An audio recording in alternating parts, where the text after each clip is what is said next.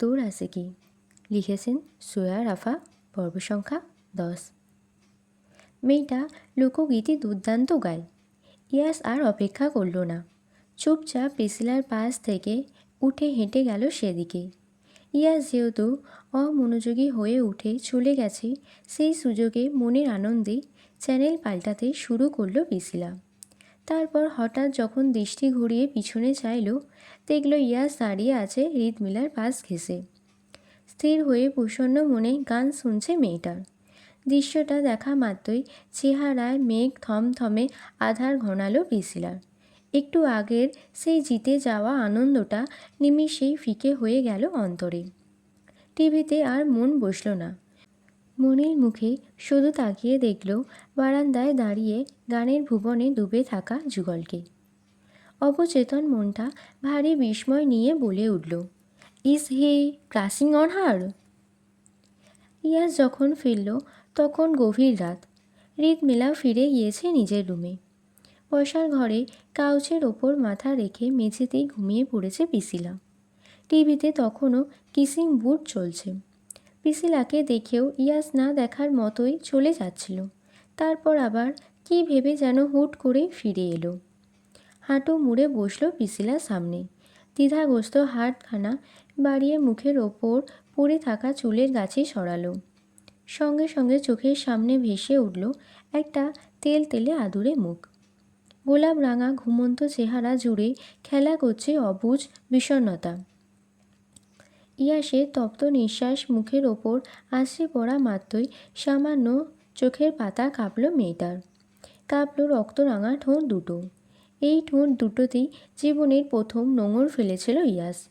হোক রাগের বশে, কিন্তু চুম্বনের অদ্ভুত শিহরণ, সুমিষ্ট স্বাদ সবটাই অনুভব করেছিল সেদিন। তা তো অনস্বীকার্য নয়। কথাগুলো ভাবতে গিয়ে আড়ালে শুষ্ক ঢোক গিলল ইয়াস। সেই তালে তরঙ্গের মতো ওঠানামা করল তার আকর্ষণীয় অ্যাডামস অ্যাপল। ওর মুখের দিকে চেয়ে হাসকি স্বরে বিড়বিড়ালো, is period really that painful? তখনই টিভি স্ক্রিনে ভেসে উঠল নোয়া এলির খুব অন্তরঙ্গ একটা মুহূর্ত। বৃষ্টি ভেজা রাতে পরিত্যক্ত একটা ফোন বুথের মধ্যে বসে একে অপরকে গভীরভাবে আলিঙ্গন করছিল তারা। অসাবধানতায় সেদিকে চোখ গেল ইয়াসের। তারপর আবারও চোখ ফিরিয়ে দেখল পিসিলাকে। অবচেতন মুখটা কি নিষ্পাপ দেখাচ্ছে। লম্বা সোনালি চুলগুলো এলোমেলোভাবে ছড়িয়ে আছে মেঝেতে। আজ এই মুহূর্তে হঠাৎ করেই পিসিলাকে অন্যরকম লাগছে ইয়াসের চোখে। যে কেবল তুষার জাওয়াদের মেয়ে পিসলা জাওয়াদ নয়, বরং এক পরিপূর্ণ রমণী, ইয়াসের সদ্য বিবাহিত স্ত্রী পিসলা ইউভান।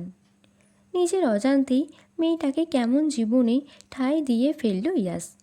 এক মুহূর্তের জন্য মনের মাঝে জাগ্রত হলো নিষিদ্ধ সব বাসনা, যা কেবল স্ত্রীকে নিয়েই ভাবা যায়।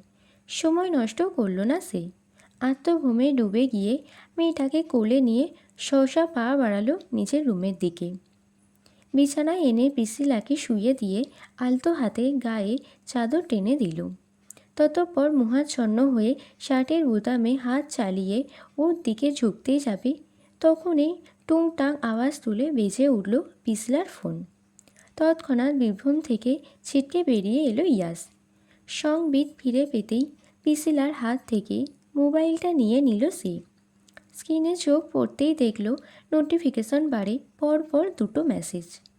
বিশেষ কিছু নয়, হাই হ্যালো কবে দেখা করবে এসব। তবে দুটোই এসেছে একই নামের আইডি থেকে, নিভান জাওয়াদ। নামটা দেখা মাত্রই চোয়াল শক্ত হয়ে গেল ইয়াসের। সঙ্গে সঙ্গে মেসেজ দুটো ডিলিট করে ব্লক লিস্টে ফেলে রাখল আইডিটা। ততঃপর বিরক্ত চোখে তাকালো পিসিলার দিকে। পিসিলার দিকে বিরক্তির চোখে তাকালেও বস্তুত নিজের ওপর বিরক্ত লাগছিল ইয়াসে। যে মেয়েটার প্রতি দুনিয়ার সকল রাগ ক্ষোভ বিরক্তি নিহিত, সেই মেয়েটাকেই কিনা আজকে ও এইভাবে দেখল। পিসির প্রতি এসব বিপরীত ধর্মী অনুভূতির কোনো মানেই হয় না। দৃঢ় এই সংকল্পতেই অনড় থাকতে চেয়েও বারবার খেই হারাচ্ছে ইয়াস। কারণ ইতিমধ্যে তার হৃদয়ে তোলপাড়। সহসা হাঁটুতে কোনোই ঠেকিয়ে দু হাতে নিজের চুল টেনে ধরল সে।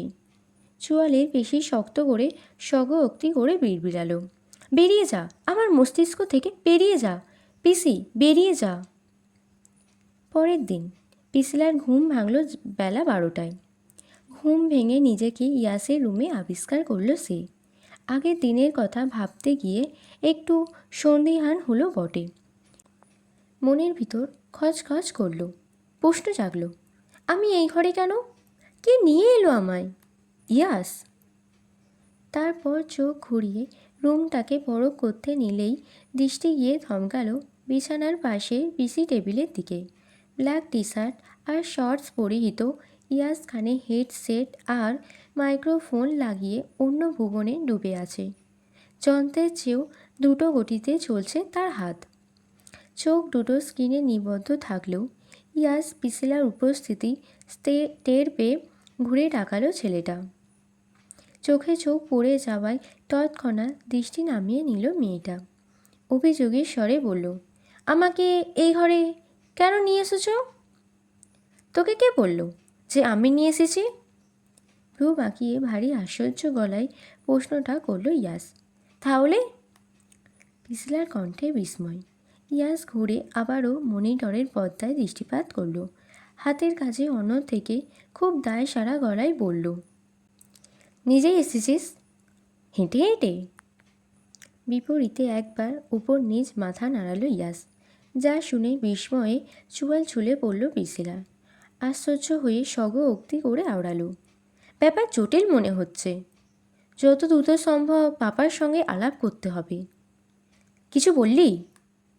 কানে হেডসেট খুলে আবারও প্রশ্ন করল ইয়াস। তার চোখে রাজ্যের বিরক্তি। সে দিকে চেয়ে তপ্ত নিঃশ্বাস ছাড়ল পিসিলা। এদিক ওদিক না সূচক মাথা নাড়িয়ে ফের প্রশ্ন করল, কয়টা বাজে? বেলা 12টা। পিসিলার চোখ বড় বড় হয়ে গেল। বিস্ফোরিত স্বরে বলল, এতক্ষণ ঘুমিয়েছি? কেউ ডাকল না তো? বাড়িতে কেউ নেই। আবারও বিপরীত প্রান্ত থেকে ভেসে এলো দায় সারা জবাব। সঙ্গে সঙ্গে ফিরতি প্রশ্ন ছুড়ল পিসিলা, কেন? কোথায় গিয়েছে সবাই? সেটা তুই গিয়ে জিজ্ঞেস কর, আমাকে কেন জ্বালাচ্ছিস? ইয়াসের রুক্ষ জবাব শুনে মুখটা মলিন করে ফেলল পিসিলা। তারপর কি ভেবে ফের উৎকণ্ঠা নিয়ে জানতে চাইল, আচ্ছা তুমি কোথায় ঘুমিয়েছিলে? ঘুমাইনি। সারা রাত গেম খেলেছ? কিন্তু কেন? সোফায় ঘুমোতে পারতে। ঠোঁট উল্টে কথাটা বলল পিসিলা। বিপরীতে চোখ বুজে দম ছাড়ল ইয়াস। জিভের ডগায় ঠেলে মনে মনে আওড়ালো, কালকে যা দেখিয়েছিস তারপরও ঘুম আসলে তো? কিন্তু মুখে বলল, তোর কথায় আমার ঘুমোতে হবে? একে তো এসে স্বৈরাচারের মতো বিছানা দখল করে রেখেছিস, তার ওপর এখন আবার জাজের মতো প্রশ্ন করে যাচ্ছিস, do I look like a defendant? এদিক ওদিক মাথা নাড়ালো পিসিলা। অর্থাৎ না। সঙ্গে সঙ্গে মুখের ওপর গর্জে উঠল ইয়াস, দেন গেট লস্ট। মাহিন বাড়িতে নেই, জরুরি কাজে চিটাগংয়ের বাইরে গিয়েছে সে। আর রিদমিলা গিয়েছে মেডিকেল ক্যাম্পেইনের জন্য বান্দরবান। খাবার টেবিলে বসে রৌনকি কথাগুলো জানিয়েছে পিসিলাকে। ওরা আজকে আপাতত ফিরবে না। রৌনক নিজেও এ বাড়িতে থাকে না, সে আসে কেবল স্যারের প্রয়োজনে। বাড়িতে পিসিলা আর ইয়াস যেহেতু আছে, তাই খাবার নিয়ে এসেছিল রেস্টুরেন্ট থেকে। খাওয়া দাওয়া শেষ করে আবার ফিরেও গিয়েছে। যেহেতু বাড়িতে কেউ নেই, তাই লাঞ্চ আর ব্রেকফাস্ট একসাথে সেরে নিল পিসিলা। তারপর আবারও চলে গেল ঘুমোতে। আজকের প্ল্যান আপাতত এটাই, সারাদিন ঘুম। এদিকে ইয়াস আর পিসি থেকে ওঠেনি। সকাল থেকে রাত অবধি গেম নিয়েই পড়েছিল সে। তারপর যখন একটু ক্লান্ত হলো, তখন গিয়ে শুয়ে পড়ল বিছানায়। উপুর হয়ে বালিশে মুখ ডোবাতেই ওর নাকে এসে লাগলো ভ্যানিলার একটা মিষ্টি সুঘ্রাণ। মেয়েলি শরীরের ঘ্রাণটা মাদকের মতো টানছে ওকে।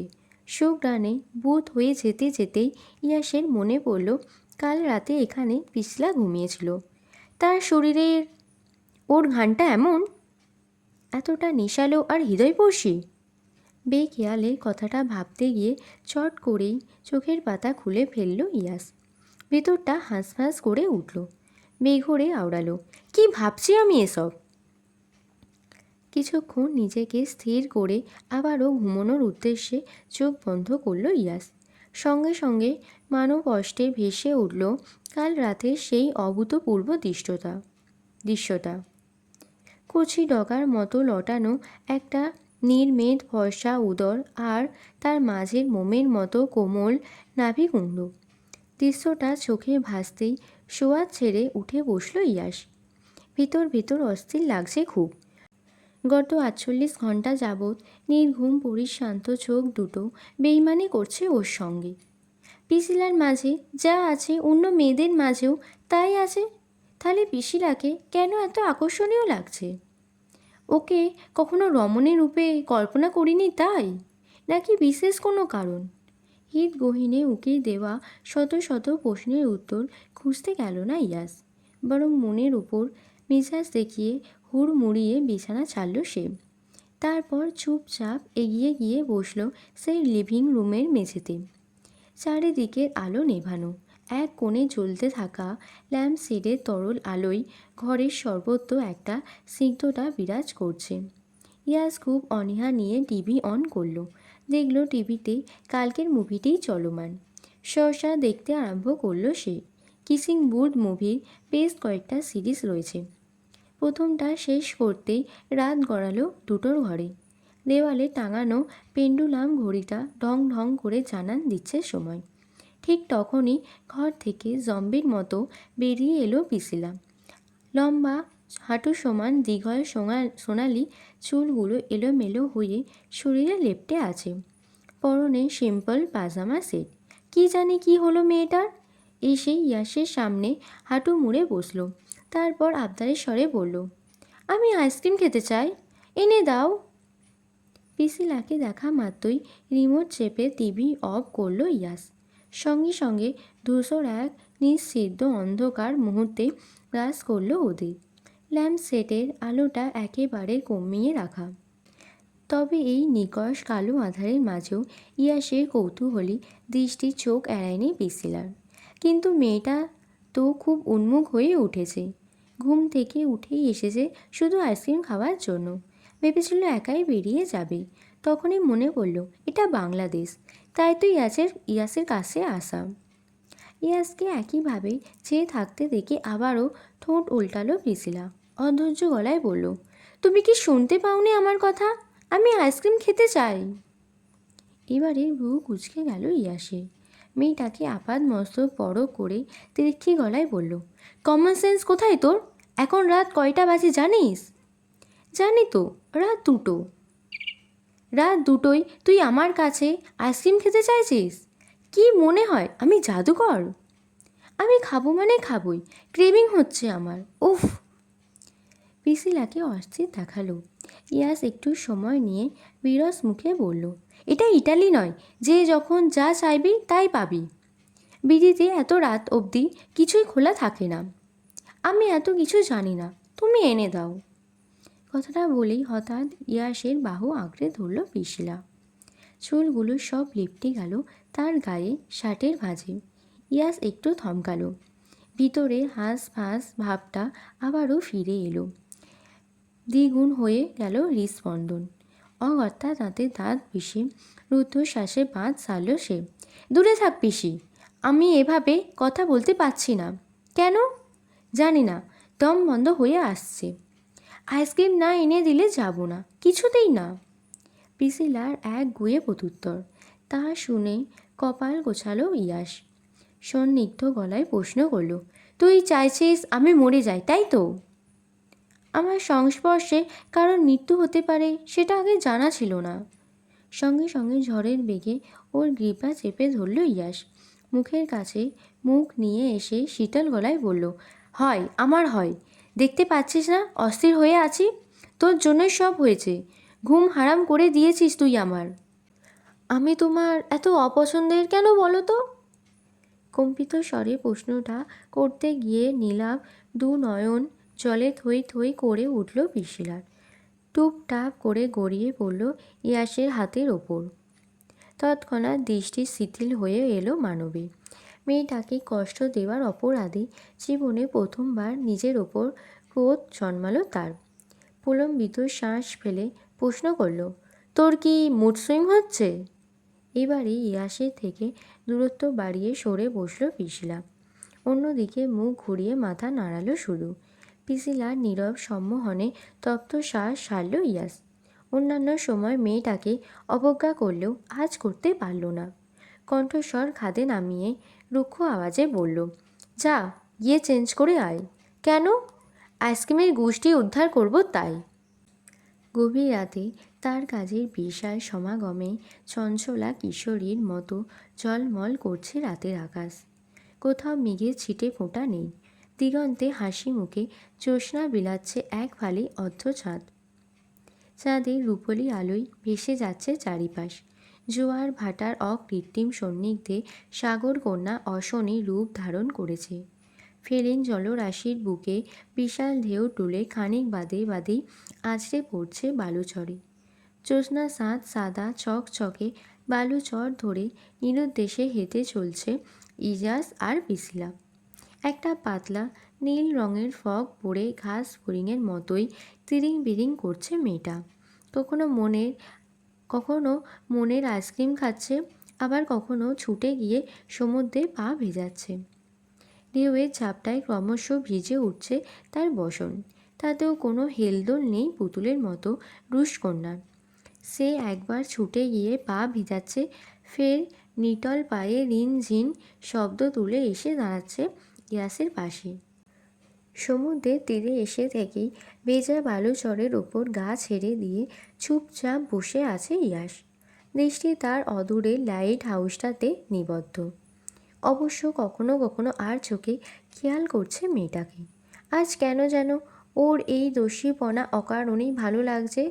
কেন ভালো লাগছে জানা নেই, তবে ভিতর ভিতর কোথাও একটা নরম আদুরে ষষ্ঠী জেঁকে বসেছে। ইয়াসকে সেই তখন থেকে চুপ করে বসে থাকতে দেখে এবারে হুটোপুটি বাদ দিয়ে ওর পাশে এসে বসল পিশিলা। মেয়েটাকে দেখেও দেখল না ইয়াস। অবচেতন দৃষ্টি ফেলে তাকিয়ে থাকলো দূর অন্ধকারে। ইয়াসকে এভাবে নির্বিকারে বসে থাকতে দেখে চেঁচে পড়ে প্রশ্ন করল পিশিলা, তুমি সবসময় সমুদ্রের পাড়ে এলে এমন গম্ভীর হয়ে যাও কেন বলো তো? নো রিজন, ভালো লাগে তাই। অত্যন্ত দৃঢ়ভাবে প্রত্যুত্তর করল ইয়াস। পিশিলা আর কিছু বলল না। হাত উঠে মাথা এলিয়ে দিয়ে আনমনে বিড়বিড়ালো। কত শখ ছিল নিকোর সঙ্গে সমুদ্র দেখব, দুজনে হাতে হাত রেখে সারাদিন বালুচরের বুকে ছুটে বেড়াবো। তারপর যখন সূর্যাস্ত নামবে, মেঘে মেঘে আগুন ধরিয়ে রক্তিম হয়ে যাবে দিগন্ত, তখন সূর্যর সাথে সাথে আমিও নীল জলে ডুবে যাব। প্রথম আলিঙ্গন হবে আমাদের।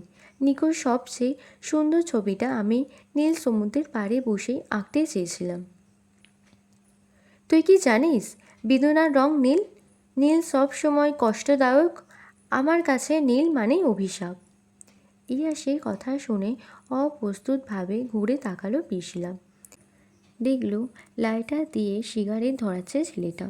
সেদিকে চেয়ে ভারী অবুঝের মতো প্রশ্ন করল ও, মানে? নাক মুখ দিয়ে ধুমায়িত বাষ্প ছেড়ে শূন্যে তাকালো ইয়াস। ক্ষণকালীন নৈঃশব্দ ভেঙে নিস্তেজ গলায় বলল, নিকো তোর ফ্রেন্ড নোভাকে প্রপোজ করেছে। দে আর ইন আ রিলেশনশিপ। আবারও ঘুরে তাকিয়ে হাঁটুতে মুখ গুজল পিশিলা। অনামিকায় বসানো রক্তিম আংটিটাকে হাতের সাহায্যে নাড়াচাড়া করে বিপন্ন গলায় বলল, ও তো আমি এবার সুস্থ হয়ে গেছি। আমি চেষ্টা করব রোজ ভিডিও দেওয়ার। আর আমি দেখছি তোমরা কেউ সাবস্ক্রাইব করো না, ভিডিও দেখে চলে যাও। সাবস্ক্রাইব করো, না হলে তো আমার ভিডিও পাবে না তোমরা। আর যেটা বলতে চাই, আমি কোনো প্রফেশনাল ভয়েস আর্টিস্ট নই, তো আমি জানি না আমার ভয়েস তোমাদের কেমন লাগে। তো জানিও কেমন লাগে আমার ভয়েস তোমাদের। আর কোনো ভুল ত্রুটি হলে ক্ষমা করে দিও।